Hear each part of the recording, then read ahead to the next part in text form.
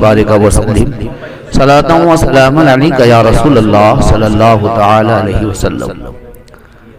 واہ کیا جود و کرم ہے شہ بطحا تیرا، واہ کیا جود و کرم ہے شہ بطحا تیرا، نہیں سنتا ہی نہیں مانگنے والا تیرا، نہیں سنتا ہی نہیں مانگنے والا تیرا۔ اس مصرے میں نہیں سنتا ہی نہیں، یعنی ایسا نہیں ہے کہ نہیں سنتا ہی نہیں، یہ معنی نہیں ہے۔ معنی یہ ہے کہ لفظ نہیں، لفظ نہیں سنتا ہی نہیں مانگنے والا تیرا۔ مطلب یہ ہوا کہ اے میرے آقا آپ کا جود و کرم اتنا ہے کہ جو لفظ نہیں ہے نا وہ کبھی بھی مانگنے والا نہیں سنتا ہے، جب بھی سنتا ہے تو ہاں سنتا ہے، جب بھی مانگا تو ملا، نہیں سنا۔ تو اس میں بہت سارے لوگ کنفیوز ہوتے ہیں، سن رہے ہیں لیکن اس کا معنی سمجھ میں نہیں آتا۔ نہیں سنتا ہی نہیں، لفظ نہیں جو ہے یہ نہیں کوئی نہیں سنا آج تک بارگاہ مصطفیٰ میں، یہ معنی ہے اس کا۔ واہ کیا جود و کرم ہے شہ بطحا تیرا، نہیں سنتا ہی نہیں مانگنے والا تیرا۔ ہاں نہیں لفظ جو نہیں ہے نا، میرے نبی سے کسی نے کبھی نہیں سنا، نہیں سنتا ہی نہیں مانگنے والا تیرا۔ میں تو مالک ہی کہوں گا کہ ہو مالک کے حبیب، میں تو مالک ہی کہوں گا کہ ہو مالک کے حبیب، یعنی محبوب و محب میں نہیں میرا تیرا، یعنی محبوب و محب میں نہیں میرا تیرا۔ فرش والے تیری شوکت کا علو کیا جانے، فرش والے تیری شوکت کا علو کیا جانے، خسروا عرش پہ اڑتا ہے پھریرا تیرا، خسروا عرش پہ اڑتا ہے پھریرا تیرا، اور تیری سرکار میں لاتا ہے رضا اس کو شفیع، تیری سرکار میں لاتا ہے رضا اس کو شفیع، جو میرا غوث ہے اور لاڈلا بیٹا تیرا۔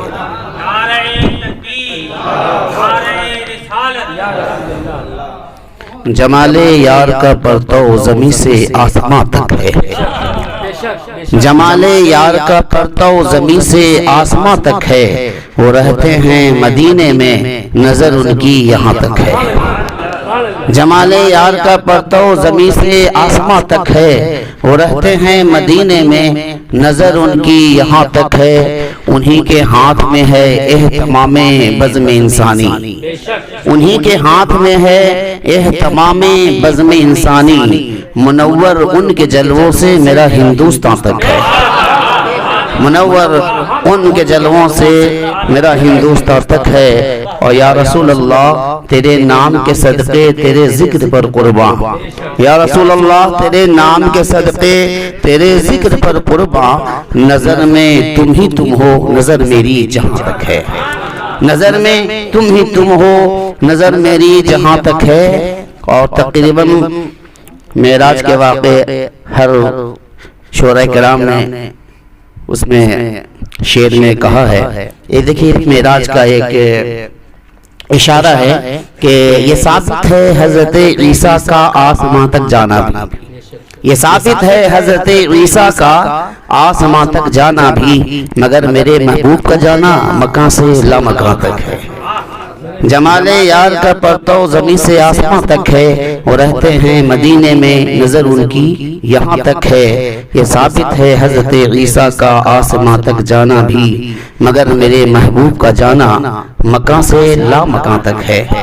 حضرت محترم رب تبارک و تعالیٰ نے سورہ فاتحہ کے بعد یہ سورہ بقرہ کی پہلی آیت ہے الف لام میم، یہ حروف مقطعات ہیں جس کا معنی کسی کو معلوم نہیں ہے، یہ رب اور محبوب کے درمیان راز ہے، جو رب جانتا ہے اور محبوب جانتے ہیں۔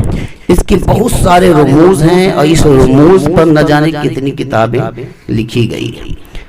راز اسے کہتے ہیں جو آشکارا نہ ہو، لیکن اس میں ایک ایسا راز ہے حروف مقطعات میں کہ وہ راز ہے لیکن سب کو معلوم، اس راز میں بھی ایک راز ہے، راز ہے، راز میں بھی ایک راز ہے۔ راز یہ ہے کہ کسی کو نہیں معلوم، اس کا معنی یہی ایک راز ہے کہ اب حضور صلی اللہ تعالی علیہ وسلم کی بارگاہ میں اگر جبریل امی بھی آ رہے ہیں جبریل امی بھی آ رہے ہیں تو انہیں بھی یہ حرف کا معنی معلوم نہیں ہے، تو یہ لفظ یہ بتا رہا ہے کہ رب کے بعد اگر کوئی ذات ہے تو مصطفیٰ جان رحمت کی۔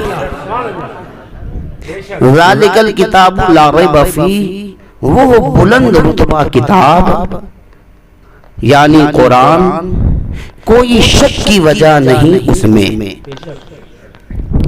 یہ بالکل لغوی ترجمہ ہے، اور اصطلاحی ترجمہ یہ ہے کہ قرآن وہ کتاب ہے جس میں کوئی شک و شبہ کی گنجائش نہیں۔ قرآن میں اللہ تبارک و تعالیٰ نے شک و شبہ نہیں، اور یہ علم کی اصل ہے۔ چونکہ میں یہ چاہتا ہوں کہ جب ہمارے مخصوص لوگ ہوں تو کچھ مخصوص باتیں میں کروں تاکہ ذہن میں ایک بات آئے کہ علم کی تعریف ہم سمجھے کہ علم کہتے کسے، اور علم کو سمجھنے کے لیے پہلے یہ سمجھنا ہوگا کہ جہالت کیا ہے۔ حق کو سمجھنے کے لیے باطل کا سمجھنا ضروری ہے، سچ کو سمجھنے کے لیے جھوٹ کا بات سمجھنا ضروری ہے، حسین کو سمجھنے کے لیے یزید کا سمجھنا ضروری ہے۔ تو حق اور باطل دونوں کو دیکھیں، پہلے ہم دیکھیں کہ جہالت کسے کہتے ہیں۔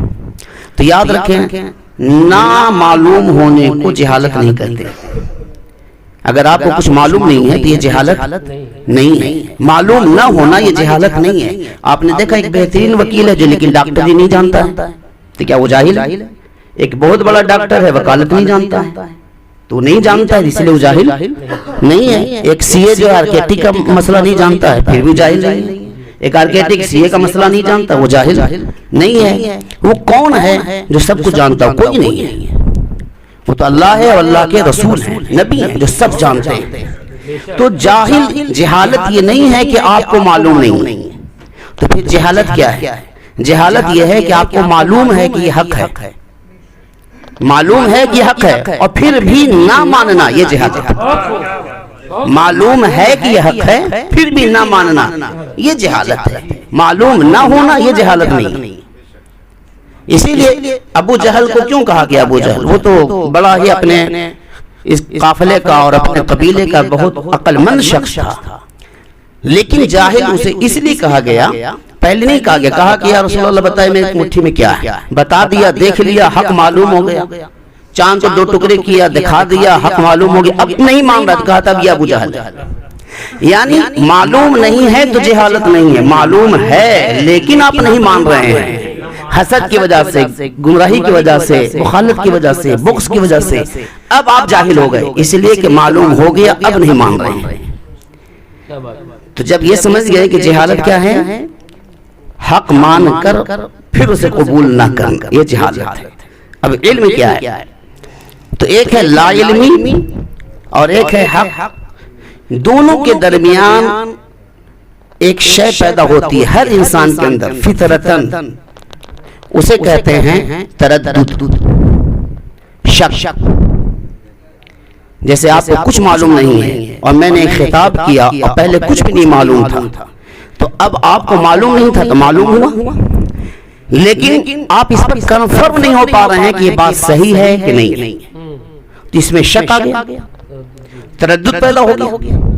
اب یہ تردد جو ہے یہ اگر حق کے طالب طرف جھک جائے، یہ تردد جو ہے حق کے طرف جھک جائے کہ نہیں اچھا ہی ہوگا، تو یہ بن جائے گا زن۔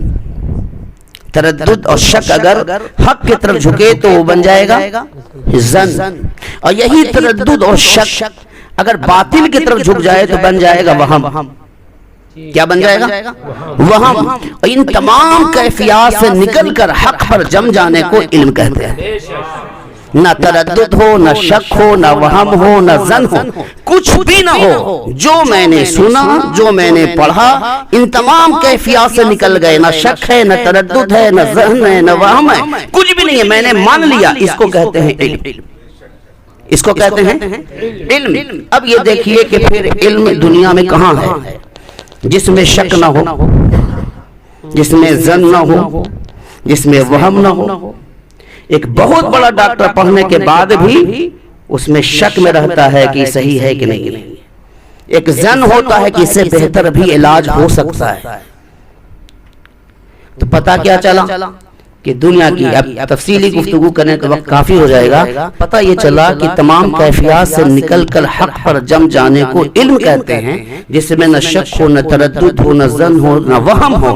وہ صرف ایک کتاب، ذالک الکتاب لا ریب فیہ، یہ قرآن ہے. اسی قرآن کے پڑھنے والے جب سیکھ جاتے ہیں تو اسے علم کہتے ہیں، اور جب سیکھنے کے بعد جب فارغ ہوتے ہیں تو انہیں عالم کہتے ہیں. تو علم جو ہے صرف قرآن میں ہے، علم صرف قرآن میں ہے، اور اس کے علاوہ قرآن کے علاوہ جتنا بھی ہے سب جو ہے جانکاری ہے، معلومات ہے. معلومات ہونا اور ہے اور علم ہونا اور ہے. ایک آپ نے دیکھا ہوگا جسے سگنیچر کرنا نہیں آتا اور بہترین نقشہ بناتا ہے، جسے کچھ بھی نہیں آتا بہترین بلڈنگ کا جو ہے وہ کھڑا کر دیتا ہے. یہ معلومات ہے اس کے پاس. تو معلومات ہونا اور ہے، علم ہونا اور ہے. تو علم میں شک نہیں، علم میں تردد نہیں، ظن نہیں، وہم نہیں، کچھ بھی نہیں. تو پھر اس لیول کے اگر کوئی علم حاصل کرنا چاہے تو اس کے لیے دنیا میں کوئی کتاب نہیں ہے، صرف ایک کتاب قرآن ہے جس میں کوئی شک نہیں ہے. پتہ کیا چلا کہ علم صرف مسلمانوں کے پاس ہے. علم کیا ہے؟ صرف مسلمان. قرآن میں ایک جگہ نہیں، 20 جگہ اللہ نے فرمایا کہ کافر نیرے جاہل ہے. کیا فرمایا؟ نیرے جاہل. نیرے جاہل کسے کہتے ہیں کہ ایک تو جاہل ہے، اور نیرے جاہل اس جاہل جہالت کو کہتے ہیں کہ اس کو سمجھانے کے بعد بھی نہیں سمجھے گا. وہ نیرے جاہل ہے. کیوں؟ اب دیکھتے ہیں کافر کیا انجینئر نہیں ہے؟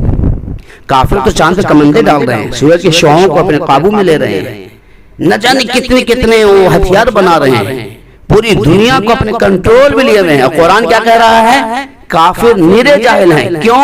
اس لیے کہ ان کے پاس علم ہے لیکن اس علم میں شک ہے، تردد ہے، وہم ہے، ظن ہے. صرف ایک کتاب قرآن جس میں نہ کوئی شک ہے، اس لیے علم صرف قرآن میں ہے. علم صرف قرآن میں ہے. اور کتاب کو پڑھنے کے لیے آپ کو جگہ بنانی، آپ کو اس کے قریب جانا ہے، اور پھر اس کے بعد اس سے حاصل کرنا ہے. قرآن کا معجزہ یہ ہے کہ قرآن خود اپنی جگہ بنا لیتا ہے. قرآن جو ہے خود اپنی جگہ بنا لیتا ہے. آپ 10 دن قرآن پڑھ لیجئے، آپ کے دل میں خود جگہ بنا لے گا. 10 دن قرآن آپ ریگولر پڑھیں یہ خود جگہ بنا لے گا. 10 دن آپ قرآن سن لیں یہ آپ کو اب خود دل میں جگہ بنا لے گا. تو قرآن جو ہے خود اپنے آپ جگہ بناتا ہے. حضرت ابن کعب رضی اللہ تعالی عنہ فرماتے ہیں کہ ایک مرتبہ بارگاہ مصطفیٰ صلی اللہ تعالی وسلم میں حاضر تھا. میرے آقا نے ارشاد فرمایا ابن کعب قرآن کی تلاوت کرو. ابن کعب قرآن کی تلاوت کرو. عرض کرنے لگے یا رسول اللہ آپ کس پر ہم نے میں تلاوت کروں؟ آپ صاحب قرآن ہیں، اللہ آپ پر وحی نازل فرماتا ہے اور آپ کے سامنے میں تلاوت کروں. میرے آقا نے پھر فرمایا کہ ابن کعب تلاوت کرو. پھر آپ نے عاجزی اور تواضع کیا، پھر کہا کہ اے ابن کعب تم تلاوت کرو. تو ابن کعب صحابہ رسول تھے، سمجھ گئے کوئی مسئلہ ہے. تو عرض کرتے ہیں یا رسول اللہ کیا رب نے آپ کو میرا نام لے کر کہا ہے کہ ابن کعب کو کہو کہ تلاوت کرو؟ کیا رب نے نام لے کر کہا ہے؟ چونکہ 3 بار کہہ دیا نا، تو کہا کیا رب نے نام لے کر کہا ہے؟ تو میرے آقا فرماتے ہیں ہاں ابن کعب رب نے ابھی مجھے نام لے کر کہا کہ ابن کعب کو کہو کہ وہ تلاوت کرے. اور یہ خوشخبری سنو کہ مصطفیٰ بھی سنے یا مصطفیٰ کا خدا بھی سن رہا ہے. میرا آقا فرماتے ہیں کہ قرآن ایک ایسی کتاب ہے کہ جب کوئی قاری پڑھتا ہے، کوئی تلاوت کرنے والا تلاوت کرتا ہے تو فرشتے ڈھونڈتے ہیں کہ آخر کہاں سے آواز آ رہی ہے. وہ ڈھونڈ کر اس شخص کے قریب پہنچ جاتا ہے اور پہنچنے کے بعد اس تلاوت کو سنتا ہے. فرط محبت میں اس کے لبوں پر اپنی لبوں رکھ دیتا ہے تاکہ اس کی لذت پا سکے. اس لیے کہ اللہ تعالی نے قرآن کو پیدا کیا، قرآن نازل فرمایا، اور صرف جبریل کو یہ اختیار عطا فرمایا کہ جبریل تم پڑھ سکتے ہو، اس لیے کہ تم محبوب کے پاس لے جانے والے ہو. اس لیے میرے آقا نے جبریل امین سے دور کیا جبریل امین میرے آقا کو سناتے اور میرے آقا جبریل امین کو سناتے. صرف فرشتوں میں ایک فرشتہ جبریل امین ہے جو قرآن پڑھ سکتے ہیں, اس کے علاوہ کوئی دوسرا نہیں پڑھ سکتا. اور جب کوئی دوسرا نہیں پڑھ سکتا تو قرآن ہے, ہر کی خواہش ہوتی ہے کہ کم سے کم پڑھ نہیں سکتے تو سننے. تو اب سننے کے لیے وہ گردش میں رہتے ہیں, وہ تلاش میں رہتے ہیں, جستجو میں رہتے ہیں. جب کوئی قرآن پڑھتا ہے تو وہ آ کر سننے لگتے ہیں, وہ آ کر سننے لگتے ہیں. تو یہ ہے قرآن. اللہ تبارک و تعالیٰ نے قرآن میں ہدایت, قصص, تبیان, حکم, محکم, قرآن کے 125 نام ہیں, 125 نام ہیں, اور ہر نام کی ایک معنویت ہے. چونکہ یہ آج ایک نئے مکان کی افتتاح کے موقع پر اس بزم کا انعقاد کیا گیا ہے, اور میلاد مصطفیٰ صلی اللہ علیہ وسلم کا مقصد یہ ہوتا ہے کہ جب کوئی نیا مکان جب بنایا جاتا ہے, اس میں افتتاح کیا جاتا ہے, تو اس میں قرآن پڑھا جائے, قرآن کی باتیں ہوں, اور مصطفیٰ جان رحمت کی آمد کی بات ہو, میلاد مصطفیٰ ہو. میرا آقا کریم صلی اللہ تعالی علیہ وسلم آئے, اور اللہ تبارک و تعالیٰ نے اپنے حبیب کے ذریعہ مجھے قرآن عطا فرمایا. ایسی کتاب جس میں نہ کوئی شک ہے نہ شبہ ہے, یعنی سب سے اچھی کتاب مسلمانوں کے پاس ہے. سارا علم مسلمانوں کے پاس ہے, مکمل علم مومنوں کے پاس ہے. لیکن اب ایک خاص مسئلے کی طرف یہ ہے کہ جب ہم افتتاح کرتے ہیں مکان کا, دکان کا, تو مقصد کیا ہوتا ہے کہ اس افتتاح سے خیر و برکت. تو یقیناً آمد مصطفیٰ میلاد مصطفیٰ صلی اللہ علیہ وسلم کی انعقاد کا تو حال یہ ہے کہ انعقاد کے بعد کتنی برکتیں ہوتی ہیں یہ تو اللہ واللہ کے رسول کو معلوم ہے. جس دن سے ہم اور آپ نیت کر لیتے ہیں کہ اپنے مکان میں میلاد مصطفیٰ انعقاد کرنا ہے, اس دن سے اللہ رحمتوں کا نزول فرمانا شروع کر دیتا ہے. جس دن سے نیت کرتے ہیں, اس کے بعد جب برکتیں نازل ہوتی ہیں. تو آج کل ہمارے ماحول معاشرے میں گھر بندش کا مسئلہ چل رہا ہے. گھر بندش جانتے ہیں, گھر باندھنا ہے, گھر بندش کا مسئلہ چل رہا ہے. اس میں 20-20 ہزار 50-50 ہزار روپے بھی سنتے ہیں کہ لوگ لے رہے ہیں, اور ہمارے لوگ دے بھی رہے ہیں. آپ خاص لوگ ہیں, اس لیے میں آپ کو بندش کا ایک خاص وظیفہ بتاتا ہوں تاکہ 20-25 ہزار روپے آپ کا بچ جائے. بندش جو ہے, جو نئے مکانات لیتے ہیں, دکان لیتے ہیں, اس کے بعد مسئلہ آتا ہے تو بندش ہم کراتے ہیں. تو بندش کیل ٹھوک دیا, اور اس کے بعد آپ نماز نہیں پڑھ رہے, قرآن کی تلاوت نہیں کر رہے ہیں, تو بندش جو ہے نا, جتنا مضبوط بندش ہو, بندش ٹوٹ جاتا ہے. بندش اسی گھر کا قائم رہتا ہے جس گھر میں لوگ نمازیں قضا نہ کرتے ہوں, اور ترتیب کے ساتھ روزانہ اگرچہ 2 ہی سطر ہو, روزانہ قرآن کی تلاوت کرتے ہیں, تو گھر کا بندش نہیں ٹوٹتا. اب رہی بات یہ کہ ہم نے اس کو اپنے ماحول میں کس طریقے سے لیا. جیسے ہم آیت کریمہ کرتے ہیں, آیت کریمہ لا الہ الا انت سبحانک انی کنت من الظالمین 1.25 لاکھ پڑھنا. اس کا مقصد کیا ہے؟ بزرگوں نے کیا کہا ہے کہ اگر آپ کے گھر میں کوئی پریشانی آ جائے, مصیبت آ جائے, تکلیف آ جائے, تو آپ آیت کریمہ کروائیے, آیت کریمہ کی. اس کا مقصد یہ ہے کہ جو پریشانی آتی ہیں, مصیبتیں آتی ہیں, یا پھر ہم اپنے علو و منزلت کو چاہتے ہیں, وقار چاہتے ہیں, عزت چاہتے ہیں, خیر و برکت چاہتے ہیں, تو یہ کیسے ملے گی؟ تو اس کا طریقہ یہ ہے کہ آپ رب سے استغفار کریں. اے اللہ, مجھ سے جو گناہ ہے اے اللہ تو معاف فرما دے. اور جب اللہ تعالیٰ معاف فرما دے گا تو معنی یہ ہوا کہ اب مانگ نہیں رہے ہیں, اس لیے کہ شرمسار ہے نا, گناہگار ہیں, اسے شرمسار ہیں, کیسے مانگیں؟ تو کہا اے اللہ معاف فرما دے. تو معاف فرمانے کا معنی یہ ہوا کہ اللہ تو مجھے معاف فرما دے, اور جو میری ضرورت ہے اسے پورا کر دے. معنی یہ ہوتا ہے.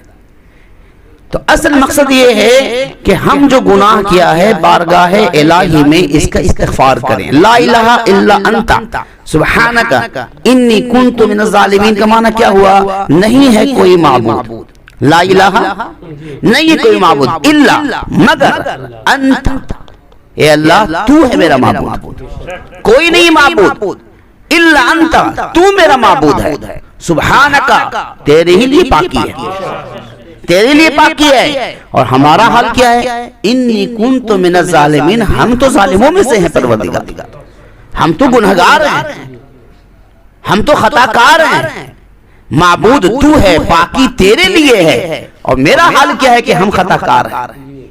جب یہ بندہ کہتا ہے کہ اللہ ہم خطا کار ہیں، ایک بار بولا، دو بار بولا، تین بار بولا، 10 بار بولا، اور کہا کہ اللہ تیرے لیے پاکی ہے، تو ہی میرا معبود ہے، تیرے علاوہ کوئی میرا رب نہیں ہے، اور میرا حال یہ ہے کہ ہم ظالموں میں ہیں، ہم گنہگاروں میں ہیں، ہم خطا کاروں میں ہیں، تو اللہ تعالی رحیم ہے، فوراً رب سے ارشاد فرماتا ہے، اور بندوں کو اللہ فرشتوں کو حکم دیتا ہے، دیکھو میرا بندہ گڑ گڑا رہا ہے، اپنے گناہوں کو میرے سامنے پیش کر رہا ہے، ہم گنہگار ہیں، اور مجھے میری پاکی بیان کر رہا ہے، میں فرشتوں میں گواہ تم ہو جاؤ، میں اس کے گناہوں کو معاف کیا، میں گناہوں کو معاف کیا، اب جو یہ چاہتا ہے ہم اسے عطا کریں گے، جو یہ چاہتا ہے ہم اسے عطا کریں گے۔